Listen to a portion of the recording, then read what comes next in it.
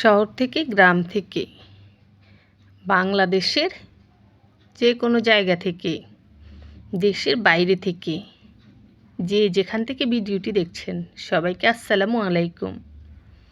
আজ বানিয়ে দেখাবো একসাথে 4 কেজি কাঁচা আমের খোসাসহ আচার বানিয়ে। আর যেভাবে আচারটা বানিয়েছি এভাবে বানালে ডাল দিয়ে যখন ভাত খাবেন এই আচারটা খেতে পারবেন, মাংস দিয়ে যখন ভাত খাবেন ভাতের সাথে এই আচারটা খেতে পারবেন, আবার খিচুড়ির সাথেও এই আচারটা খেতে পারবেন, এছাড়া এমনিতেও আচারটা খেতে পারবেন। মোট কথা সব কিছুর সাথে এই আচারটা খাওয়া যাবে। সেভাবে বানিয়েছি। আশা করছি আমার আজকের এই আচার রেসিপি সকলের ভালো লাগবে। ভালো লাগলে চ্যানেল সাবস্ক্রাইব করে পাশে থাকা অল বাটন ক্লিক করে রাখতে পারেন। আজকে আমি কাঁচা আমের খোসা সহ আচার বানানোর জন্য মোট 4 কেজি আম নেব। তার মধ্যে এখানে প্রায় 2.5 কেজির মতো আম আছে, আরও নেব। এই আমগুলোকে প্রথমে আমি পরিষ্কার করে ধুয়ে নিচ্ছি। তারপর আমের মুখের অংশ ফেলে এক একটা আমকে 4 টুকরো করে কেটে নিচ্ছি। এই 2 দিন ধরে কিন্তু প্রচুর ঝড় তুফান হচ্ছে। যাদের আম গাছ আছে তারা চাইলে এভাবে আচার দিয়ে রাখতে পারেন। আম ফেলা লাগবে না, আম নষ্ট হবে না। আবার বাজারে কিন্তু সস্তা হবে এখন আম, চাইলে বেশি করে কিনে এভাবে আচার করে রাখতে পারেন। আচ্ছা দেখুন, মোট এখানে 4 কেজি আম মুখের অংশ কেটে ফেলে দিয়ে তারপরে এক একটা আমকে 4 টুকরো করে কেটে নিচ্ছি। আর আমগুলো কাটার আগে পরিষ্কার করে ধুয়ে নিচ্ছি। এবার আমি বড় একটা হাঁড়িতে ডুবো ডুবো পানির মধ্যে এই আমগুলোকে ভিজিয়ে রাখবো ঘড়ি ধরে পাক্কা 30 মিনিট। এই দেখুন বেশি করে পানি দিয়ে দিচ্ছি, আর সাথে দিয়ে দিচ্ছি আমি 2-3 টেবিল চামচের মতো লবণ। লবণ বেশি দিলে সমস্যা নেই, আম যতটুকু লবণ টানার ততটুকুই টানবে। অনেক বেশি আম তাই লবণটা 2 থেকে 3 টেবিল চামচের মতোই দেবেন। তারপর হাত দিয়ে ভালো করে লবণ পানির সাথে আম মিশিয়ে দিতে হবে উল্টে পাল্টে। এই দেখুন এভাবে। তারপর ঘড়ি ধরে পাক্কা 30 মিনিট রেস্ট রেখে দেব। আপনি চাইলে 1 ঘন্টাও রাখতে পারেন, সমস্যা নেই। 30 মিনিট রাখলেও রাখতে পারবেন, সমস্যা নেই। এবার ঢাকনা দিয়ে ঢেকে রেস্টে রেখে দিলাম। তো 30 মিনিট শেষ। 30 মিনিট পরে দেখুন ঢাকনাটা সরিয়ে নিছি। এই আম থেকে যে কষ ছিল, আম কাটার পরে কাটা অংশ থেকে কিন্তু আমের কষ বের হয়, সেটা চলে গেছে। এছাড়াও আমগুলো লবণ চুষে নিছে, তার জন্য এই আমের আচার অনেক ভালো হবে। এবার যেটা করব খেয়াল করুন, আলাদা করে আর আম ধুয়ে নেব না, এখান থেকেই আমগুলো উঠিয়ে পানি ঝরিয়ে নিচ্ছি।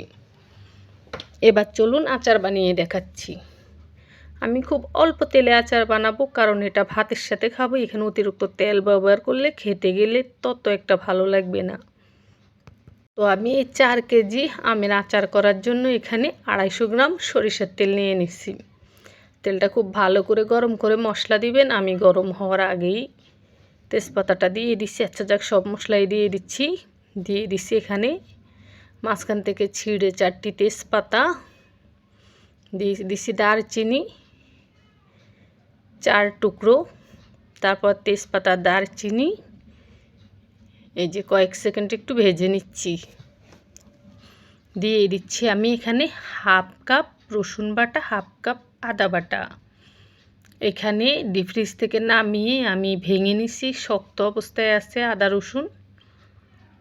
তো আচ্ছা যাক, এটা তেলের মধ্যে দিয়ে একটু নাড়াচাড়া করলেই কিন্তু গলে যায়।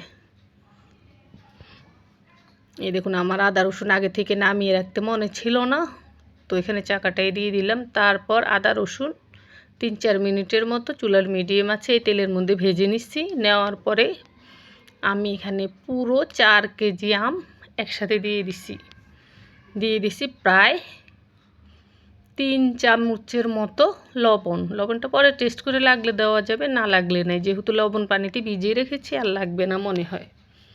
আচ্ছা দেখুন, তারপরে এখানে আমি 2 চা চামচের মতো হলুদের গুঁড়া দিয়ে দিচ্ছি আচারে যাতে সুন্দর একটা কালার আসে। আর 4 চা চামচ মরিচের গুঁড়া দিয়ে দিচ্ছি। সহজ হিসাব, প্রতি কেজির জন্য আপনি 1 চা চামচ করে মরিচের গুঁড়া দিতে পারেন, এতে করে বেশি ঝাল হবে না, ঠিকঠাক হবে। আর প্রতি কেজির জন্য 1/2 চা চামচ হলুদের গুঁড়া দিবেন, তাহলেই সুন্দর কালার আসবে। আচ্ছা, সব কিছু দিয়ে আমি প্রায় 8 থেকে 10 মিনিটের মতো কষিয়ে নিছি। তা আমের থেকে এক্সট্রা কিছু পানি বের হয়েছে, সেটা গিয়ে আমটা তেলের মধ্যে এসে খুব তেল মশলা কষা কষা হয়েছে। হওয়ার পরে এখানে আমি দিয়ে দিচ্ছি 1 পোয়া চিনি, পুরো 1 পোয়া।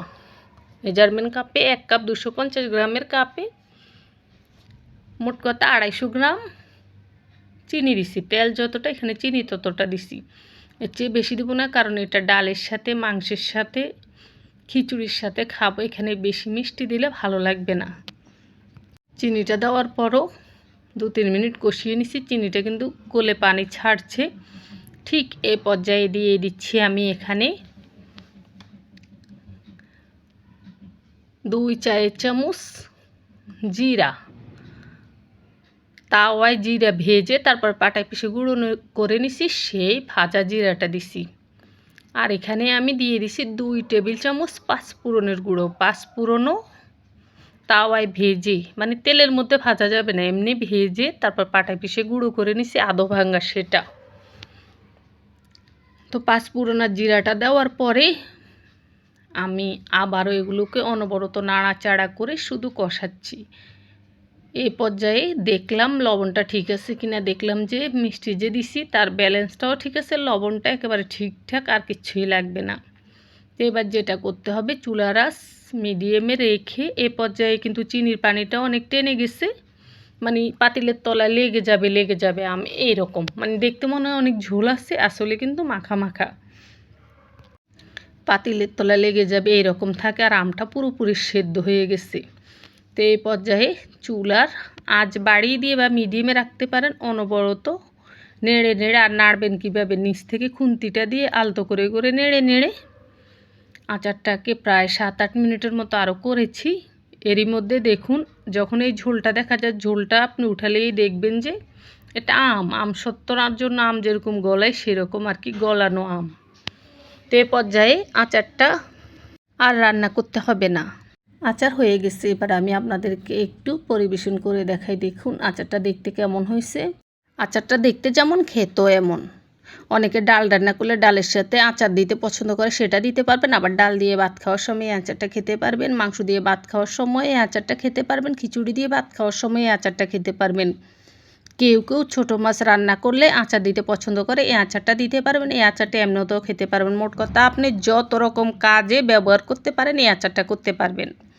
আর এই আচারের সাথে আমি কোনো প্রকার ভিনেগার দিইনি এবং অল্প তেল ব্যবহার করেছি। তাই এই আচারটা যদি আপনি সংরক্ষণ করে খেতে চান, পুরো 1 বছর ধরে খেতে পারবেন। তবে কিভাবে শুনুন, এই আচারটা ভালো করে ঠান্ডা করে তারপরে বক্স ভরে ডিপ ফ্রিজে রেখে পুরো 1 বছর সংরক্ষণ করে খেতে পারবেন। যখন প্রয়োজন হবে একটু নামিয়ে নেবেন, আবার ডিপ ফ্রিজে রেখে সংরক্ষণ করবেন। আশা করছি বুঝতে পেরেছেন।